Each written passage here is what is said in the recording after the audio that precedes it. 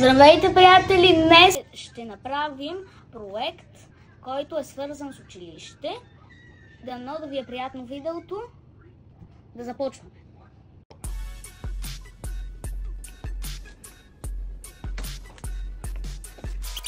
Стълбичките са изрязани. Ще продължим, като изрежем дървето.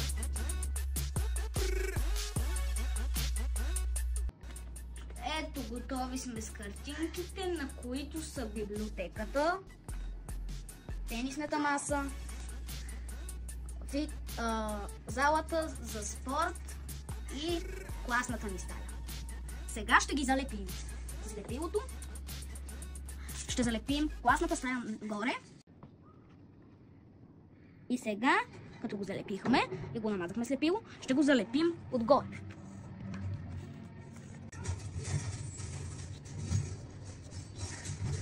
И сме готови и намазахме спортната зала. Залепваме я.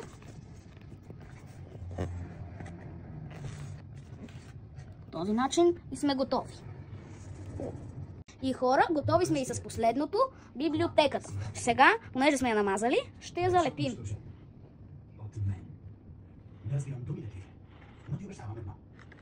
Сега ще направим прозорчетата.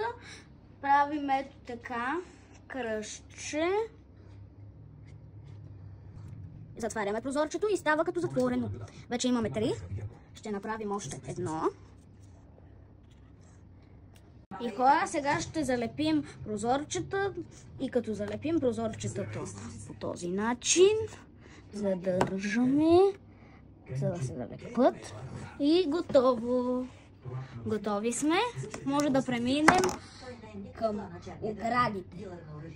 Приятели, готови сме с проекта. Както може да видите, направихме оградките, дърветата, вратичката, прозорчетата, основното училище Свети Климент Охридски и знаме. И вътре в училището, стълби, влизаме в училището. На първия етаж е тенисната маса и спортната зала. На втория етаж класната стая и библиотеката. Скъпи приятели, благодаря ви, че бяхте с мен. Ако ви е харесало видеото, ударете един лайк и се абонирайте за канала с камбанката. Днес бях сам, защото проектът е свързан с моето училище. Очаквайте видео в следващата седмица в неделя. С моя брат Мони ще бъде следващото видео. Обичам ви!